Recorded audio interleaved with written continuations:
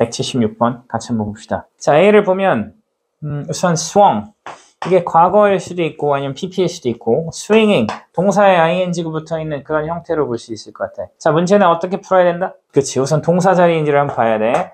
ing, pp, 그 다음 투부정사 여기에 그런 표현들이 선택지에 있을 때는 한 번씩 확인해 줘야 되겠지. 자, 어찌됐든 간에 우선 동사인지 먼저 한번 봐야 되고. 자, 근데 그거보다 더 중요한 건 뭐지? 여기에 있는 뭐가 있다? and라고 하는 애가 있다. 자, and하고 or but 이라고 하는 애들을 무슨 접속사라고 부르지? 등위 접속사라고 불러. 등위 접속사. 자, 등위 접속사라고 부르고 만약에 여기에 A하고 B 이런 애들이 나온다면 A하고 B라고 하는 것은 서로 같은데 어떻게 같다? 문법적으로 같다. 볼 수 있겠지. 보통은 이제 연결해주는 기능들을 가지고 있는데 문법적으로 서로 같은 것이 나와야 되고 이걸 뭐라고 부른다? 병렬 구조라고 부르는 거지. 병렬 구조가 나오는 원리는 서로 공유를 하기 때문에 그래. 주어를 같이 쓸 수도 있고 아니면 뒤에 있는 보어를 같이 쓸 수도 있고 목적어를 같이 쓸 수도 있다 라고 볼 수 있겠죠. 자, one of the Catherine's memory. one of 복수명사지. one of 요게 복수명사 있었어. 얘네들의 의미는 뭐뭐 중에 하나 이런 의미로 해석이 되고 그러면 여기에서 캐서린의 기억 중에 하나는 was 요게 동사지. 얘가 one이 주어고 자, 근데 중요한 건 여기에 뭐가 빠져있다? 동일한 표현이 중복될 때는 어떻게 하죠? 생략한다라고 볼 수 있어. 여기에 메모리가 빠져있는 거야. 캐서린의 기억 중에 하나는 기억이다. 근데 그 기억이 어떤 것이야? 아빠, 그녀의 아빠가 taking her into a bar. 그녀를 take 데려간다는 얘기지. 바로 술집으로 데려간 기억이다. 근데 그 술집은 어때? With a sawdust covered floor. saw가 뭐지? 톱이지, 톱. 그러니까 톱밥이 덮여있는 바닥. 톱밥이 덮여있는 바닥이 있는 술집으로 그녀를 데려간 그녀의 아빠가 그녀를 데려간 기억. 그게 이제 캐서린의 기억 중에 하나였다. 문제를 풀기 전에 A로 접근하기 전에 한 가지 문법을 우리가 꼭 정리를 할 필요가 있어. 여기에서 우리가 알아야 할 거. 동명사를 어떻게 만들지?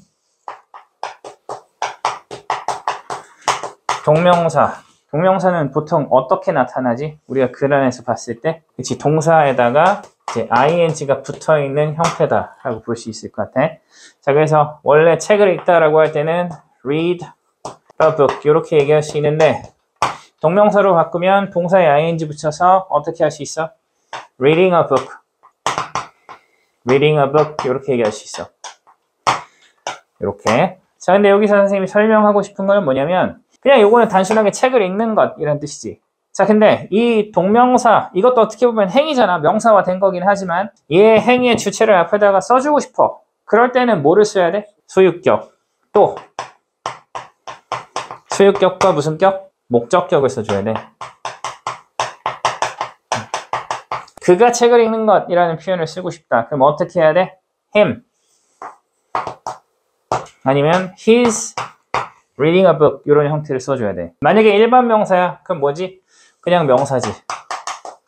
그냥 일반적인 명사. 그 다음에 목적격은 명사란 말이야, 그지? 그러니까 그냥 일반적인 명사 나오고 여기에다가 일반적인 명사 소유격으로 쓰고 싶으면 명사에 apostrophe s. 그래서 만약에 김이라는 사람이 책을 읽는 것이라고 얘기를 하고 싶으면 Mr. Kim reading a book 이렇게 써도 되고 아니면 Mr. Kim's reading a book 이렇게 써도 된다는 얘기지. 자, 여기에서 보면 taking이 나왔어. taking이 여기서 왜 나온 거지? 아까 전에 캐서린의 기억 중에 하나는 기억이다. 아빠가 그녀를 데려간 기억이다. 요거지. 자, 그러니까 결국에 여기에서 taking이 나온 거는 요 ove가 뭐지? 전치사. 전치사 다음에는 뭐가 나올 수 있고? 명사가 나오지, 그치? 명사 나올 수 있고 또 뭐 나올 수 있다? 명사를 대신해주는 동명사 나올 수 있지. ing 나올 수가 있고 명사절 가능하죠. 명사절 중에서 나중에 명사절 좀 정리할 기회가 있을 거야. 명사절 중에서 안 되는 것만 얘기를 할게요. 오늘은 명사절 중에서 안 되는 애 접속사 대신 나올 수가 없어. 전치사 다음에 나올 수가 없고 이건 안 된다. 또 뭐 안 된다? if 뭐뭐인지 아닌지 얘도 뒤에는 완벽한 문장이 나와. 요런 애들은 안 되고 나머지 명사절들은 다 가능하다라고 볼 수 있는 거지. 자, 우선 그렇게 보시면 요게 뭐로 볼 수 있어? her father가 뭐지? 그치? 동명사 ing의 의미상의 주어로 볼 수 있고 그녀의 아빠가 그녀를 데려가는 기억이야. 근데 어디로? 술집. 근데 톱밥이 덮여있는 바닥이 있는 그런 술집으로 그녀를 데려간 그녀의 아빠가 그녀를 데려간 기억, 그것이 캐서린의 기억 중에 하나였다 라는 얘기를 하는 것이고. 자, 그럼 여기서 수엉 얘도 지금 연결시킬 게 있기는 있지. 뭐랑 연결시킬 수 있어? 요거랑 연결시킬 수 있잖아, 그지? 요거로. 요게 어지니까 수엉도 되는 거잖아. 안 된다라고 볼 수 없지. 자, 근데 수엉이 무슨 뜻이야? 여기서 수엉업이라는 표현이 하나의 구동사거든. 무슨 뜻이지? 들어 올리다 라는 뜻이야. 들어 올리다. 어떻게 들어 올려? 애기를 이렇게 잡고 들어 올리는 거야. 근데 여기 뒤에 보니까 to a high stool. 툴이 뭐지? high stool. to a high stool. 스툴이 뭐죠? 등받이가 없는 동그란 의자 있지? 술집이나 뭐 이런 데 있는 거. 그런 의자에다가 뭔가 지금 뭘 한다 하는 얘기를 하고 있는 거지. 자, 그러면 얘랑 명렬 구조라면 one, 기억이야. 캐서린의 기억 중에 하나가 들어 올렸어. 그녀를 어디다가? high stool에다가, 높은 의자에다가 들어 올렸다 하는 얘기를 하는 거지. 연결이 돼, 안 돼? 명렬 구조 안 되지? 틀린 거야. 그러니까 어떻게? 그녀의 아빠가 뭐 해준 거? swinging her up. 그녀를 들어준 거. 어디에? to a high stool. 높은 의자에다가 그녀를 들어준 거.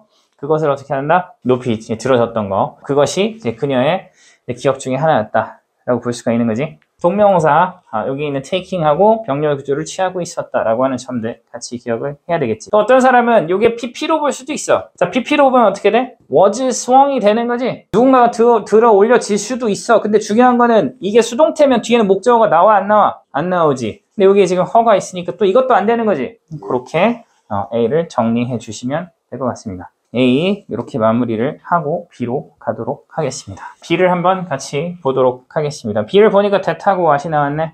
여러 번 봤던 그런 보기인 것 같아. 그지? that하고 what. 기준을 뭐로 삼아주는 게 더 좋다? what으로 삼는 게 더 좋지. what은 뭐로 쓰일 수 있어? 문장 내에서? 의문사, 관계대명사로 쓸 수 있지. 자, 의문사는 무엇? 관계대명사는 것으로 해석되지? 자, 그러면서 what은 뒤쪽에 문장 구조가 어떻게 된다? 불완전하다. 주어, 동사, 목적어가 없고 또는 주어가 없고 이런 형태로 쓸 수 있다. 주격과 목적격으로 쓸 수 있고 관계대명사나 의문사와 둘 다 뒤에는 앞에 명사, 선행사 같은 애들은 당연히 올 수가 없다라고 볼 수 있는 거지. that은 세 가지를 기억해줘야 돼. 주요한 거 3개. 대명사 빼고, 지시대명사, 지시형용사 이런 거 빼고. 크게 3가지. that은 뭐가 있죠? 관계대명사. 오케이. 얘기해주세요. 관계대명사는 어떤 구조, 어떤 모습을 가지고 있지? 뒷문장이 불완전하다. 잘했고, 주어, 동사, 목적 없는 목적격, 주어 없는 주격으로 사용하면서 한 가지의 특성을 더 얘기해줘야지. 선행사가 존재한다. 사람, 사물, 요런 선행사를 가지고 있고, 얘네들은 형용사절이라고 하지. 형용사절. 그래서 어떻게 돼? 뭐뭐 하는. 그래서 주어 동사 하는 아니면 동사 목적어 하는 명사 이렇게 되는 거죠. 이렇게 수식한다. 자, 그러면 다른 데 또 뭐가 있지? 동격 that. 오케이. 동격 that 또 특성을 한번 얘기해 봅시다. 뒷문장이 완벽하다. 또 한 가지 특성은 선행사가 있다. 명사가 나올 수 있다. 동격을 이끌어주는 명사가 있죠. 종류는 한 100개. 다 외울 필요는 없고 문장 분석하면서 우리가 느껴주면 될 것 같아. 자, 얘도 마찬가지로 어떻게? 형용사절이다. 형용사절. 절은 문장이고 형용사처럼 쓰인다는 얘기겠지? 자, 그래서 어떻게? 얘도 뭐뭐 하는 이런 느낌으로 해석을 해준다 라고 볼 수 있고.